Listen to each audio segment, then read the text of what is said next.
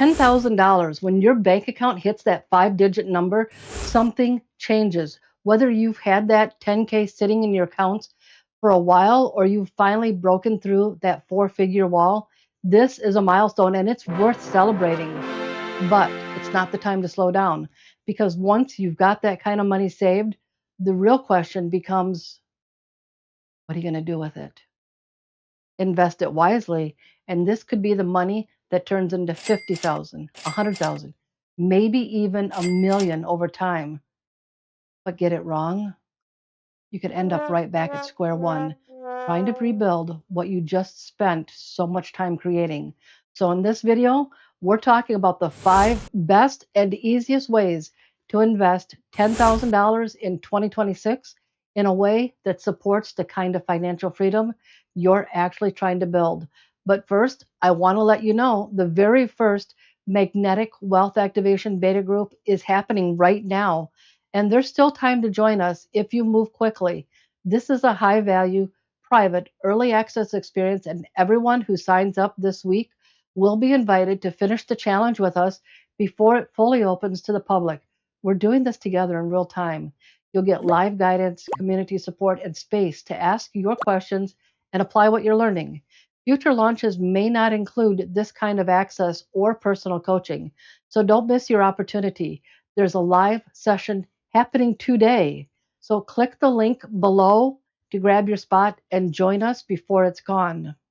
Before you invest a single dollar, the first decision you need to make is what kind of investor you want to be. And listen, I'm not talking about some idealistic, esoteric, or some theoretical way. I'm talking about your core investing strategy. Because if you don't know how you want your money to grow, there's an extremely high chance that you'll hesitate, second guess yourself, or chase the next shiny trend. The truth is, it's better to start now with a simple plan than to spend months waiting for the perfect one. So let me walk you through 3 of the most common investing approaches. Each one has its place depending on your goals and your comfort level with risk. The first one is steady and strategic. This is the slow and steady wins the race approach. It's for people who want to invest in broad, diversified index funds and stay consistent. No drama, no stock picking, just quiet growth over time. If you're looking to build long-term wealth with minimal stress, this is a great place to start. Most beginners start here, and many experienced investors stay here as well. The second is growth driven with guardrails. This approach is for people who want to lean more into innovation and higher growth industries like tech and AI, but without betting everything on the latest trend. Even though you're interested in innovation, you still anchor your portfolio with long term holdings, but add in a slightly higher growth mix.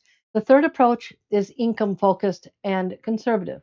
If you're closer to retirement or just want to build a steady stream of income while preserving what you've saved, this is a great option. With this approach, you might prioritize dividend paying investments or lower volatility holdings that aim to produce consistent returns, even if they grow more slowly over time.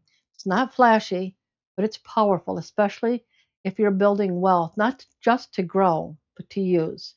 From these 3, you can choose the one that fits your life stage goals and comfort level, or even blend them in a way that works for you. And here's the thing, you can easily start with one and move through to the next one until you're at the place where you're comfortable and stay in that approach long term. And listen, there's one thing I want you to know. If you're ready to get it started with investing now, don't wait for January. If you've got the money saved, the best time to start is now. Even small steps taken today can create huge results over time, because in investing, time really is the most valuable ingredient. Oh, and a quick side note, the Magnetic Wealth Activation Beta Group is happening right now, and there's still time to jump in. You'll get live guidance, community access, and the kind of momentum that's hard to find on your own. Claim your spot by clicking the link below. Once you define your overall strategy, whether that's slow and steady, growth focused, or income driven, the next step is figuring out how to actually split your $10,000 in a way that reflects your plan. I'm going to walk you through 5 common categories where people invest their money and then give you 2 to 3 sample ways to divide up your 10K depending on your goals and your comfort level. And here's the key: there is no one size fits all answer here. How you split up your money depends on your goals, your timeline, and your comfort with risk. Some people might go all in on one fund and call it a day, they're done. Others want a more balanced portfolio that spreads the money across different types of investments. So let's walk through the five common places people invest their money, and I'll give you a few ideas of how to explore each one depending on the approach you're taking. The first place a lot of people start, and honestly, where I would start too, is a broad market index fund. These are your foundation, the quiet powerhouse of any portfolio. They track major indexes like the S&P 500 or the total US stock market. When you invest in one of these, your investment is spread across hundreds or even thousands of companies, giving you instant diversification and long term stability. That kind of built in diversification is one of the easiest ways to grow your money steadily over time without needing to babysit your portfolio. If you chose the steady and strategic approach we just mentioned, then this might be where most or even all of your money goes. It's simple, effective, and time tested. If you're just starting out and want to explore, look for funds labeled broad based or market index on your investing platform. You might even search for total market fund or S&P 500. Just make sure to check that the fees are low. They usually are, and that you're comfortable with the long-term low maintenance approach. Now, if you're more growth driven, or if you've got a longer timeline and you can handle a few more ups and downs, you might want to explore growth and innovation funds. These target industries expected to grow over the next 10 plus years, like technology, artificial intelligence, clean energy, biotech. These are sectors that are shaping the future. They usually come with higher risk, but also higher potential rewards over time. If your strategy leans toward innovation, but you still want to stay diversified, this is a strong secondary layer to build into your portfolio. To start exploring those, you can search for terms like technology fund, growth ETF, or innovation index. Then take a look at what companies or sectors are included. And remember, we're not trying to pick the hottest stock. You're just looking for funds that spread that risk across a range of fast moving industries. Next is dividend or income producing investments. These investments are often chosen for steady income, not just long term growth. You want your money to generate a little cash flow while it grows, and that's where dividend funds come in. These are investments in companies that pay you a portion of their profits, usually every quarter or even every month. That income can either be reinvested or it can just sit in your account building up. If that sounds appealing, search for things like dividend ETF or income fund. You'll often find utilities or energy companies in these, the kind of businesses that don't grow fast but tend to be very stable. They're not flashy, but they tend to hold up well even when the market gets a little shaky. They're often part of a more conservative portfolio, but many long term investors include a slice of income focused funds for balance. Next is speculative or high risk opportunities. And this is the spicy part of your portfolio, but it's totally optional. Some investors set aside a small percentage, usually 5 to 10%, for high risk investments that they believe in, things like emerging tech, crypto, or niche sectors that could grow fast or crash just as fast. The key here is only invest what you're comfortable in losing. If it performs well, great. If not, it doesn't derail your entire portfolio. This is where people sometimes get caught up in the hype. And I'm going to be honest, this is not the place to go all in, especially with your first 10 grand.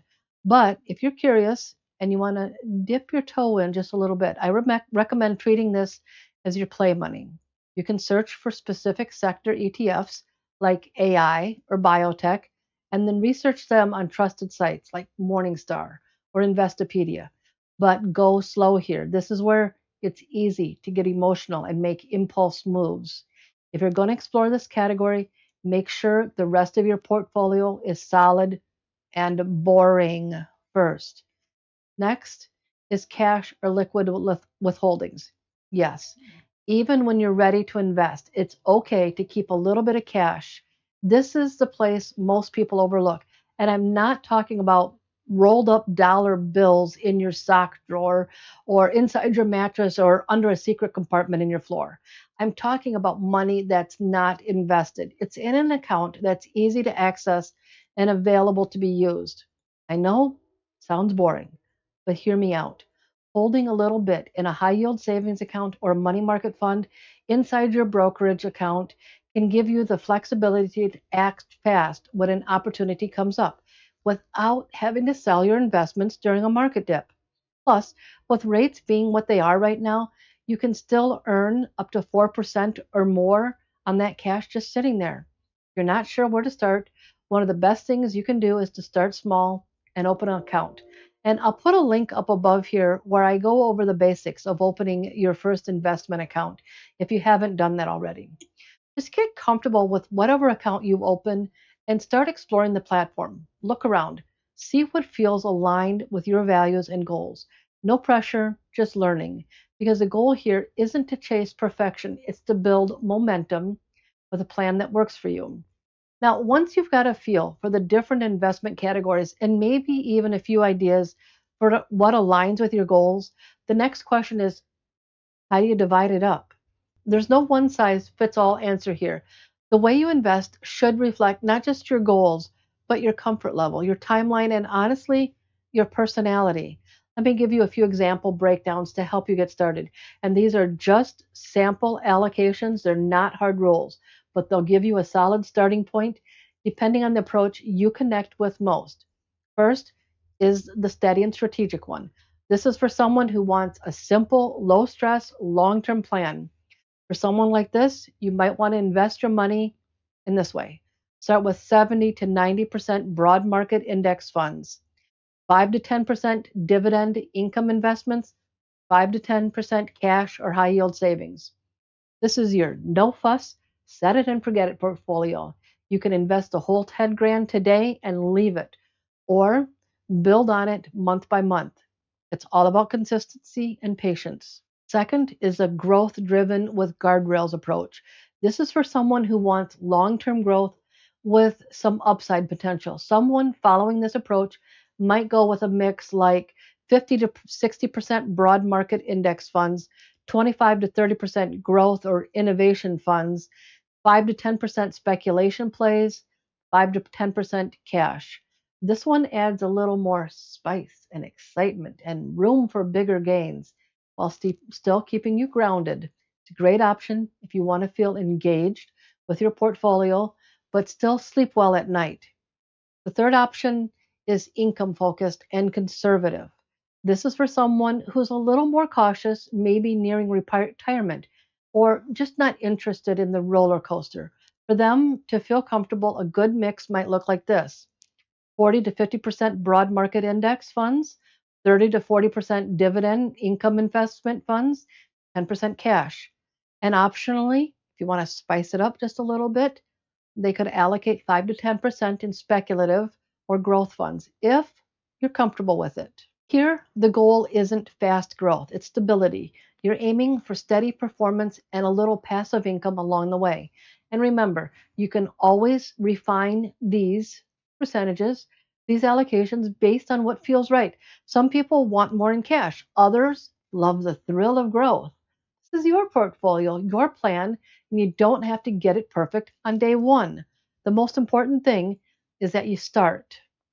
Now, investing can be exciting for some, stressful for others, but no matter how you feel about it, there's one thing that you absolutely must consider when you're ready to start investing, and that is to protect yourself from making costly mistakes. Because let's be real, it's not just about where you invest your money, it's about how you show up for the process. And if you're not aware of these common traps, it's easy to slip into them without even realizing it. Let's talk about the big three mistakes that quietly cost people thousands or even hundreds of thousands over time. Mistake one is waiting too long to start. This is the silent dream killer. You'll think, start next year. Or I wait until I learn a little bit more. But every month you wait is time you can't get back. Compound growth rewards the action takers, not the perfectionists. Even if you don't feel expert level yet, it's okay. You don't need to know everything to begin. You just need to take that first step and let time work its magic. Mistake two is chasing trends instead of strategy. If you find yourself thinking, I heard this stock is hot right now, take a pause. That kind of mindset can derail everything you're building. Investing shouldn't feel like chasing a headline or buying into hype. It should feel grounded, aligned, and intentional. Stick to your strategy. If you want to experiment with new ideas, do it with a small portion of your portfolio, not your whole future. Mistake three, letting emotions drive decisions. Markets go up, markets go down. That's what they do. But the people who win with investing aren't the people who time the highs and lows perfectly. They're the ones who stay in the game. They don't panic sell when things dip. They don't obsess over every daily movement. And the reason they can do that is because they've got their cash cushion in place. Their plan is solid and they're not investing money they can't afford to leave alone for a while. Investing is the best way to increase the money you have sitting around doing nothing. But if you don't have 10K yet, it's okay. You're not behind, but you do need a plan. So go watch this video next. It'll show you exactly how to build up your first 10K and get to this point faster than you think.